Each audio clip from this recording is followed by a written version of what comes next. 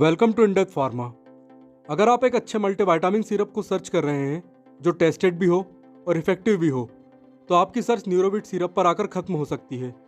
क्योंकि ऐसे कई लोग हैं जो किसी खास दवा, खासकर हेल्थ सप्लीमेंट की ओरिजिनलिटी, इफेक्टिविटी और खासकर रेट को लेकर इस चिंता में रहते हैं कि मेरे लिए कौन सा सप्लीमेंट बेस्ट रहेगा। तो मैं उन सभी को अश्योर करना चाहूँगा कि न्यूरोबिट में वो सभी चीज़ें हैं जो आपको बेहतर हेल्थ बेनिफिट दे सकती हैं, फिर चाहे आप नॉर्मल वर्क करते हो या स्पोर्ट्स और जिमिंग जैसा हार्ड फिजिकल वर्क। नॉर्मली सबसे पहला सवाल लोगों के मन में कीमत को लेकर आता है, क्योंकि आजकल हेल्थ अवेयरनेस आ रही है और लोग हेल्थ प्रोडक्ट पर खर्च भी कर रहे हैं, इसीलिए इनके रेट बढ़े हुए हैं। तो आप स्क्रीन पर देखिए, ये 200 ml का पैक है जिसका प्राइस लगभग 170 रुपये के आसपास है। लेकिन यदि आप इसे किसी जेनरिक मेडिकल स्टोर से लेते हैं, जैसा कि मैंने लिया है, तो यह आपको केवल 36 रुपये में पड़ता है। जैसा कि आप सभी जानते हैं, मैं समय समय पर लोगों को जेनरिक मेडिसिन के बारे में अवेयर भी करता हूं, ताकि महंगी दवाइयों का भार उनकी जेब पर ना पड़े।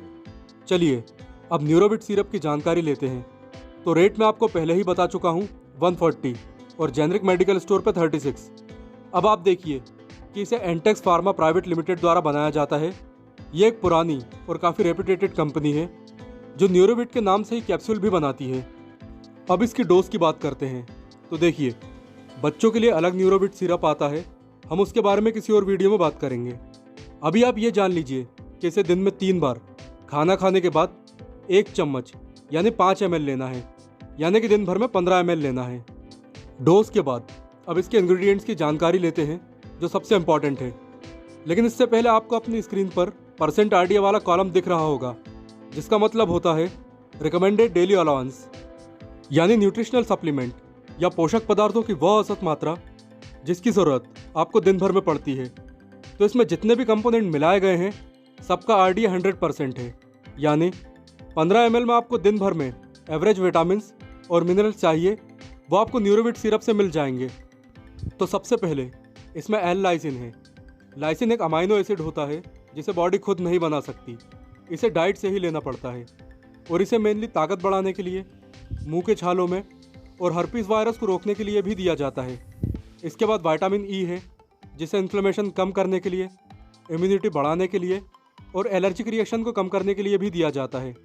इसके बाद विटामिन बी कॉम्प्लेक्स यानी विटामिन B1, B6, निकोटिनामाइड यानी विटामिन B3, डी पेंटेथेनॉल यानी विटामिन B5 और B12 हैं, जो कि एनीमिया, खून की कमी, त्वचा को स्वस्थ रखने में, बालों और नाखूनों को स्वस्थ रखने में, नसों से संबंधित समस्या दूर करने में, ब्लड प्रोडक्शन में, न्यूरोपैथी में, हाथ पैरों के दर्द में, हाथ पैरों की जकड़न, झंझनाहट या फिर नमनेस को रोकने के लिए भी दिया जाता है। इसके बाद विटामिन डी मेनली हड्डियों की मजबूती में सहायता करता है और विटामिन ए आंखों की रोशनी ठीक करने और ब्लड विजन के ट्रीटमेंट में सहायता करता है। इनके अलावा ट्रेस एलिमेंट्स जिनमें कॉपर, पोटेशियम, सोडियम और जिंक शामिल हैं, जो ओवरऑल हेल्थ मेंटेन करने में सहायक होते हैं। तो आपने देखा कि इसमें बहुत अच्छे कंपोनेंट मिलाए गए हैं। इसमें केवल विटामिन सी नहीं है, जो आपको नॉर्मली सिट्रस फ्रूट्स यानी संतरे और नींबू से मिल जाएगा। इसके बाद आप जान लेते हैं कि किन कंडीशन में इसे लिया जा सकता है। तो देखिए, इंग्रेडिएंट्स वाले सेक्शन में मैंने आपको जो भी यूजेस बताए हैं, आप उन सभी कंडीशन में डॉक्टर की सलाह से इसे ले सकते हैं। क्योंकि ये एक हेल्थ सप्लीमेंट है, इसलिए शरीर को ताकत देता है, नया खून बनाता है, कमज़ोरी दूर करता है और मसल बिल्डिंग में हेल्प भी करता है। इसके अलावा ये दिन भर रहने वाली थकावट को दूर करता है, स्किन को हेल्दी बनाता है और बालों और नाखूनों को स्वस्थ रखने में भी सहायता करता है। तो यदि आप ये सभी बेनिफिट चाहते हैं, तो न्यूरोबिट को ट्राई कर सकते हैं और इसके रिजल्ट आपको लगभग 2 महीनों में दिखाई देने लगेंगे। अब अंत में इसके साइड इफ़ेक्ट्स और प्रिकॉशंस की बात करते हैं। तो देखिए, ये एक हेल्थ सप्लीमेंट है, इसीलिए इसके कोई खास साइड इफ़ेक्ट नहीं है।